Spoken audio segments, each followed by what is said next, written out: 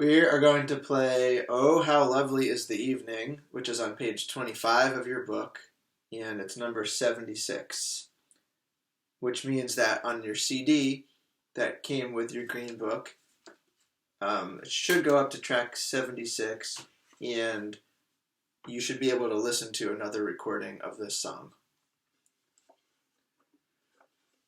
So, starting from the very beginning of the first line, we see our G clef, which means that we're reading violin music. We see our key signature, which if you'll go back to the page before at the top, we know that our F sharp and C sharp key signature, it's got two sharps, so we're in D major. So any note that is in the D major scale is going to work in this song. Now our time signature is 3-4. The 3 on top means there's 3 beats in the measure, and the 4 on the bottom means a quarter note equals 1 beat, which means that a half note equals 2 beats, and 2/8 notes equals 1 beat.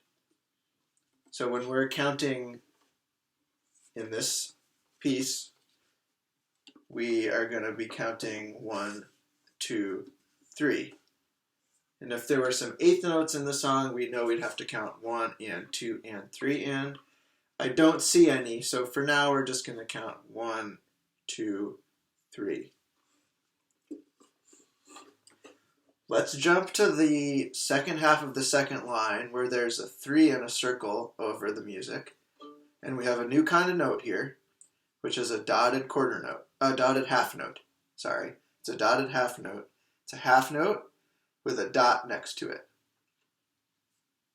Now later you might see some notes with dots on top of them, but for now that's something totally different. But a half note with a dot next to it is a 3-beat note in 3/4 time or 4/4 time. So remember, a half note's 2 beats, and the dot we're going to add an extra 1 beat, so that's a 3-beat note. So I'm going to play from that measure where it says a 3 over the bar line to the end. And we're going to play dotted quarter notes, which are 3 beats long. So I'm going to use a lot of bow because they're longer notes. I'm going to use almost all of my bow. And you'll notice that we're going to be just playing high D, low D, high D, low D, high D, low D. So if my high D, my third finger on the A string, is really in tune,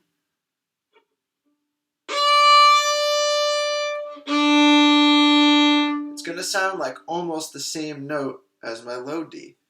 So this is a good place to check our intonation. Sometimes if we have our third finger really in tune on our A string and we play it, we can even see our D string vibrate.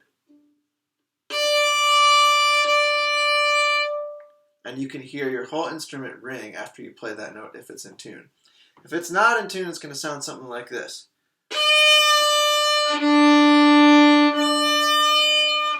Kind of ugly, but if it's really in tune, it's going to sound like this.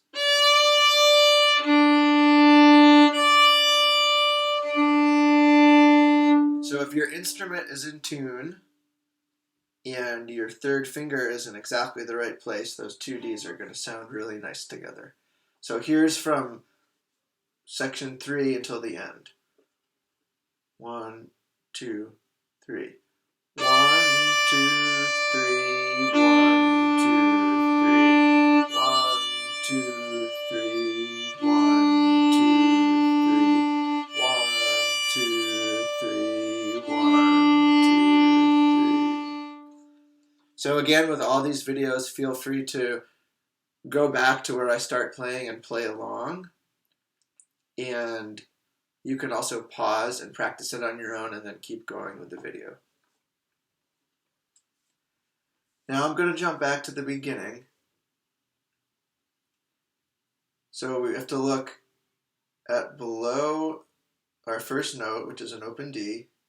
There's a piano symbol, a P, which means piano, which means quiet. And remember, we're going to get piano soft dynamics by playing with a little bit of a lighter bow stroke and playing a little bit closer to our fingerboard. We're still in our lane, but we're not up here near the bridge. We're down here near our fingerboard to make a softer sound.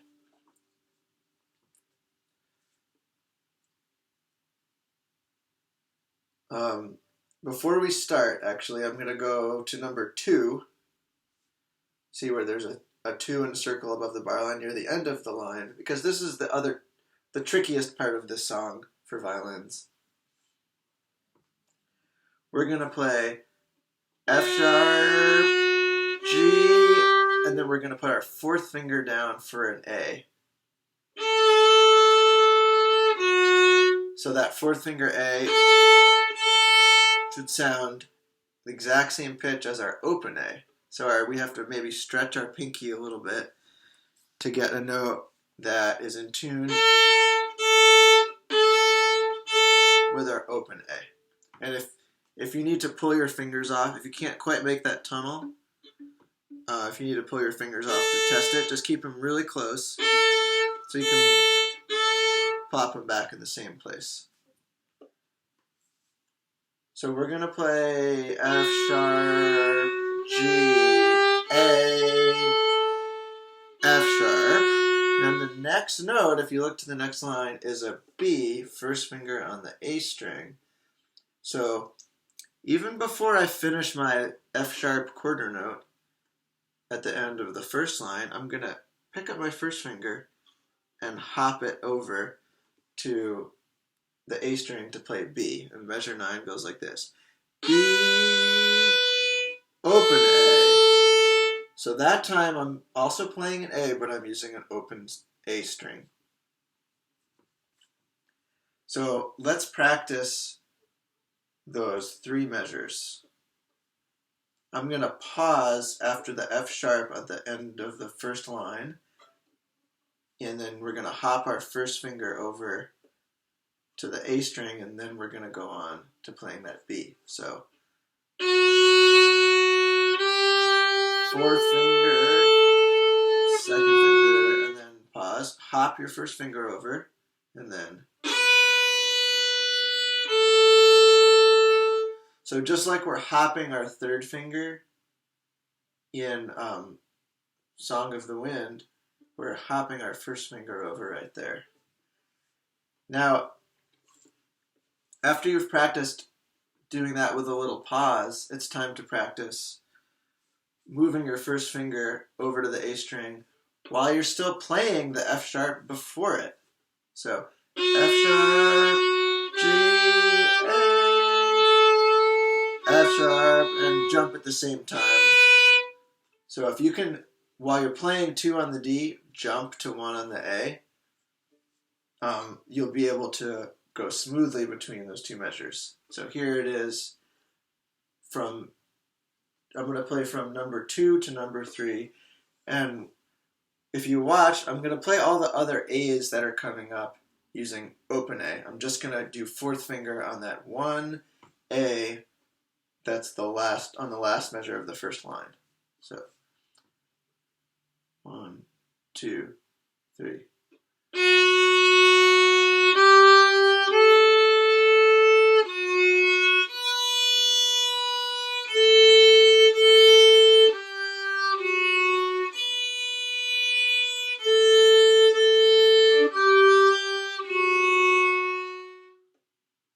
So there's one more time in that little section where we have to jump from F sharp on the D string to B, 1st finger on the A string. And both those times, we need to practice getting our 1st finger on the A string before we play the note. So I'm going to go through that one more time. Jump your 1st finger over. Jump your 1st finger over.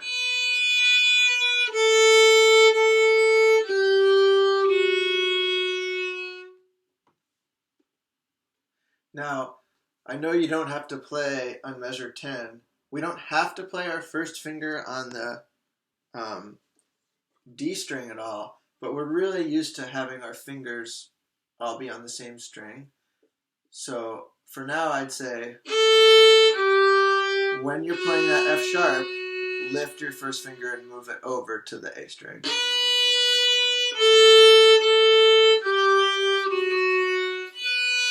You can even practice it, those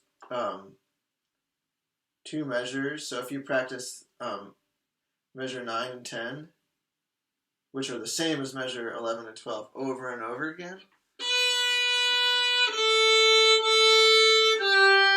pop your first finger,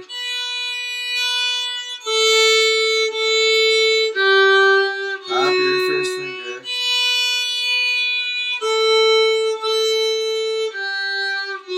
like that. You will get in the practice of moving your first finger over to the A string when it needs to be there. Now we're going to play the whole song. I'm going to play through it one time without repeating.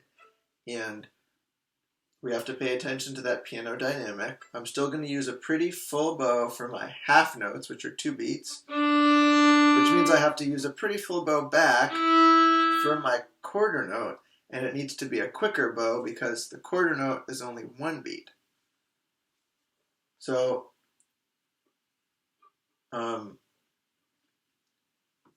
our quarter note bow has to be twice as fast as our half note bow so that we don't eventually run out of bow. So here we go from the beginning. I'm going to play it pretty slow and try to play along.